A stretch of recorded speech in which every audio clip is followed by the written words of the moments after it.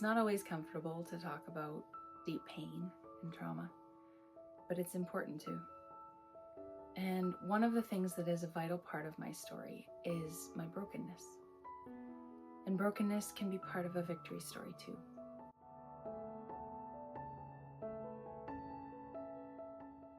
In the medical community, in the mental health community, it's now called dissociative identity disorder. And there's a reason that it's a disorder of your identity. Your identity is no longer whole. And dissociation is often considered a negative thing. It wasn't for me. And let me explain that a little bit. Because dissociation is a coping mechanism. It's a way of escaping the pain and the trauma that you're currently enduring. And we as humans, we have a limit in many ways, right? We have an ability to handle things to a certain point. And when we are pushed past that point, when evil or horror or trauma push us past the point of being able to handle it, that's where dissociation comes in. It's a breaking apart. And it sounds bad, but for me, it was a God-given survival technique. It was a God-given coping mechanism so that I could survive, to be able to make it to the other side of all of that and have God bring me back to a place of wholeness. So dissociation is a fragmentation. It's trauma in its rawest and realest form. We're made in the image of God. We're made with a body, a soul, and a spirit. Our soul is comprised of our will, our mind, and our emotions. And when the soul is faced with extreme horror, extreme evil, and trauma of any kind, and it can't handle it, it breaks. So within a whole person that's made in the image of God, there is this now shattering.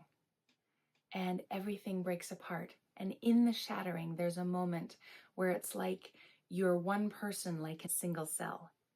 And all of a sudden, it splits. And now there's two. If you think about that picture of splitting, and now there's two cells, they're separate from each other, even though they function within the same body. Now there's two personalities. Now there's two parts. They're often called alters. Because it's as though that one person is now able to function as two to handle the pain. It sounds extreme. It is, in many ways. And I want to tell you about my version of dissociation, because mine was very extreme. Because I grew up in the occult, because I was raised in a world where there was a duplicity, one side was light, one side was evil, but the evil side was so harsh, was so raw, that my eyes, my mind, my heart, and my emotions couldn't handle it. And God gave me a way out. He gave me the ability to break. And breaking only lasts for a season. Dissociation for me was a little bit like I was a mirror. We're meant to reflect God. We're meant to reflect His goodness, to shine Jesus, to be that light in the world. We're meant to be a mirror. My mirror was hit by 1,000 bullets, and it shattered.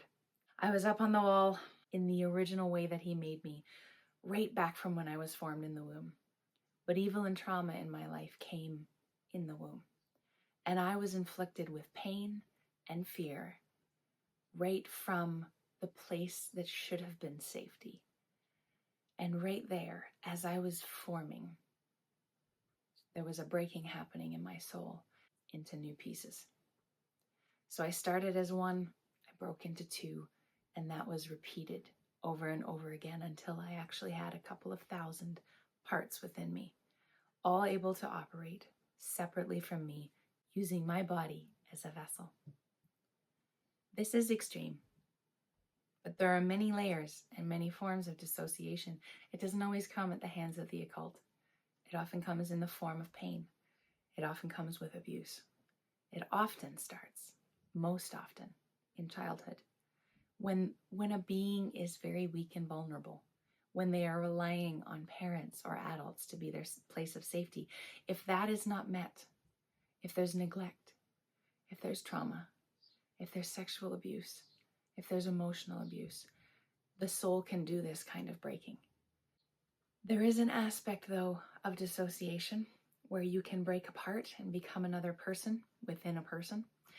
There's an element of this where the enemy gets in and he uses it for his purposes. God let me fall apart because dissociation will often give you a real sense of control because things are very removed from you. Your memories are removed from you. Even amnesia is able to work with dissociation and bring a real degree of separation.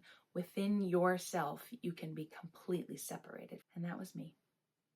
So God let me have this coping mechanism. And yes, it's brokenness.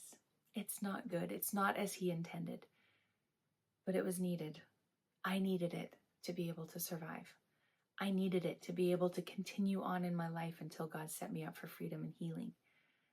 But there came a time when dissociation had to bend its knee to God, to God's wholeness, to God's original plan for me, which was that all of me, including all of those parts that separated, needed to come back together as one. And that is integration. Dissociation creates a world within a world. So inside of me was an entire system. And that's a real computer term. And in all honesty, I was set up like a computer, and this was the enemy's purpose in my life. All of these broken parts can often create a lot of chaos inside. There's no order. But the enemy found a way to use my brokenness, and he created a whole world within me that was in order. It was very controlled. It was manipulated. It was held in place with chains of pain and fear and lies.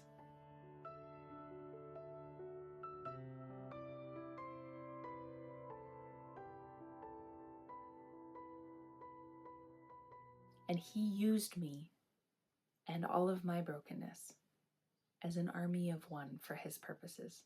Picture a whole world within this body and a whole world of all of these pieces, all these parts of me, able to be used and controlled at different times. It's like a puppet with a million invisible strings. That's exactly what I was. I was a puppet, and that's the enemy. That's Satan. It's how he works. When he has all of these places that are wounded, that are living in pain, then he has a place to control. He has a place that he can rule and reign. But he doesn't reign forever. I had said yes to God, and I had said yes to freedom. And he gave me a place where dissociation could be stilled, where all of the fragmentation and the brokenness could become whole again. He became that safe place for me that I didn't have as a child, that I didn't have as a baby. He became the place that I could actually be put back together as he originally made me, as one person, with one body and one soul and one spirit. Dissociation may look like a disorder, but for me, it was an escape. It was a place of safety that God gave me until the time was right and I could be made whole again. And once that moment came, dissociation and fragmenting no longer had a place in me. I was meant to become one. I was meant to become Rachel. This is not an unusual thing in our world. We live in a fallen world. We live in a place where the enemy does rule and reign for now. And he has evil working in every area of life, in every area of society and culture. So this kind of thing, this brokenness in the form of dissociation, is not uncommon, but it can be well hidden, or it can look a lot like other things. It can look like chaos, mental health. It can look like a whole lot of other labels and disorders that you've probably heard of. And so often, it comes back to this as the root. If there are people in your life, or if this is you and this is resonating, I encourage you to know that God sees every single piece of you. He saw me. He saw me when nobody else did. And God knows how to knit you back together like he knit you first in your mother's womb. And whether that picture is a place of safety or not, it wasn't a place of safety to think about being knit together in my mother's womb. But God has a womb where He formed me first. And I found that place. And in that place, safety and security and peace reign. It is a place where dissociation can let go. So I encourage you to ask God if this is you, if there's people around you that you might be misunderstanding right now. He has a way of bringing healing. And dissociation and fragmentation and brokenness is nothing to fear. The enemy wants you to fear it, because when you fear it, he has a place of controlling it. He controls the story. But my friends, God is the author of our stories. The enemy cannot control what he doesn't own. And he actually does not own us. But he owns fear and he owns control. And those are the tools that he uses to weaponize things like brokenness and dissociation and use them for his kingdom. But once the light shines on that, God has a way in. And all of it falls in the face of Jesus. What is brokenness? It's the opposite of what God created. It's what Jesus took on the cross so that we could be made whole. We are not meant to live in brokenness. We're meant to live in true identity, sons and daughters of God. And that is why dissociation may have a season, but it doesn't last forever. It's not meant to.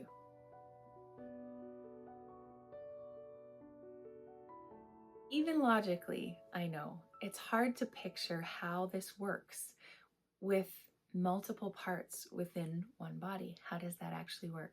So picture a big building, maybe an office tower, tons of floors and levels, lots of rooms within each level, but there's only one front door, and maybe it's like a revolving door, and it only goes in one direction, out and back in again.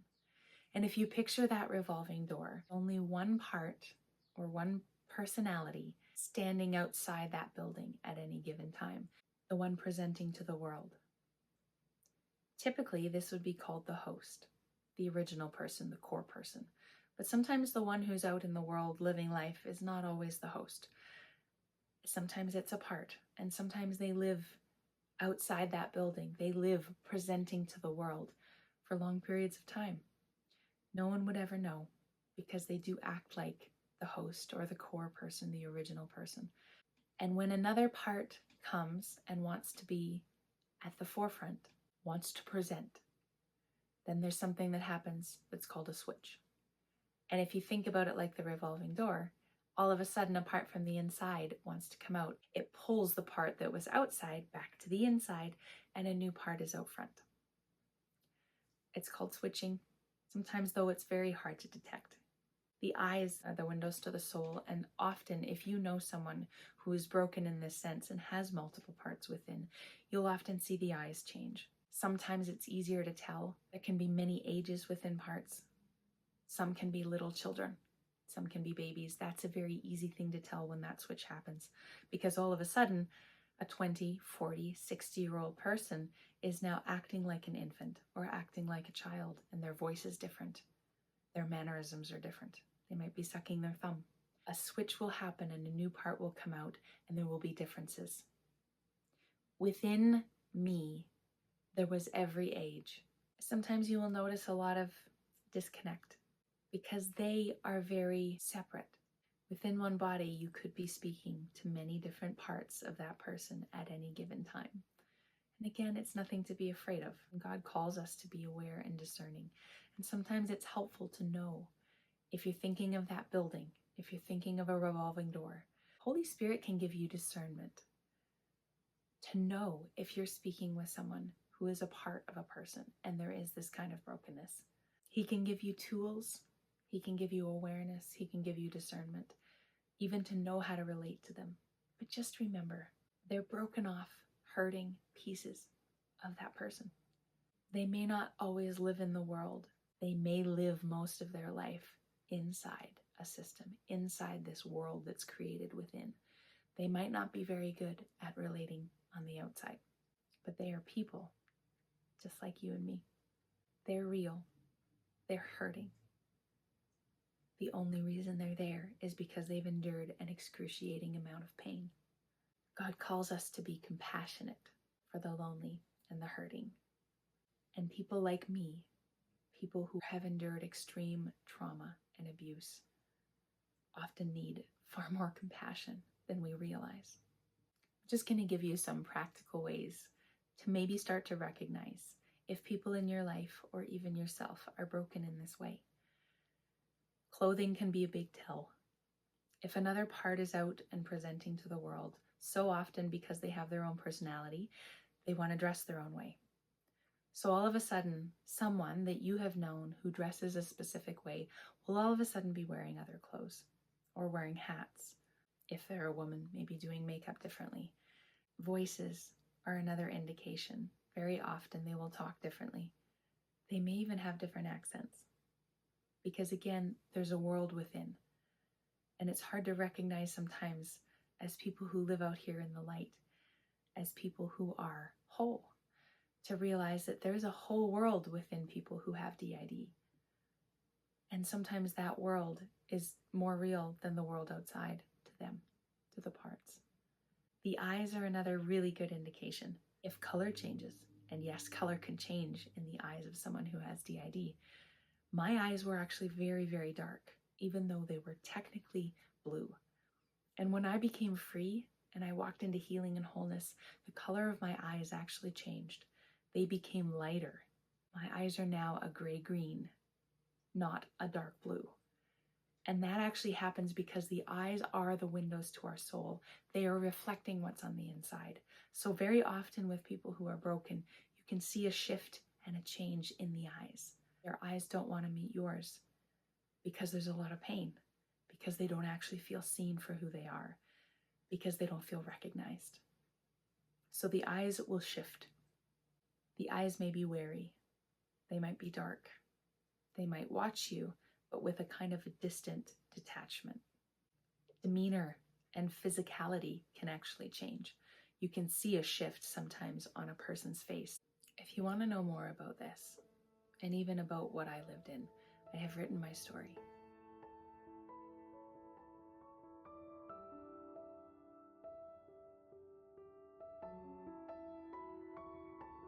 It's called Becoming Rachel. It's available on Amazon. I do encourage you because it's a story of hope. It's a story that puts fear in its proper place. It'll show you a picture of what this kind of brokenness looks like in a world that's ruled by evil. But when God puts his hand upon you and he calls you by name, all of this brokenness gives way to healing and restoration, to redemption. All of them are part of me. All of them are actually back together, back home. And I acknowledge and honor the role they played in my life. Yes, there was a lot of negative. Yes, there was a lot of bad and pain. They were dark. A lot of my parts were very dark. But I actually honor the fact that they kept me alive. They kept me alive until God could rescue me. And when he took over and he took all of that out of their hands and they surrendered, they actually became happy, safe, whole again. I recognize their vital role in my life. I recognize the reason that they were there. I recognize the reason that God allowed them to be created at the hands of evil, because God is ultimately our creator. So all of them, I believe, were created by God. And in the end, it was God that brought them home.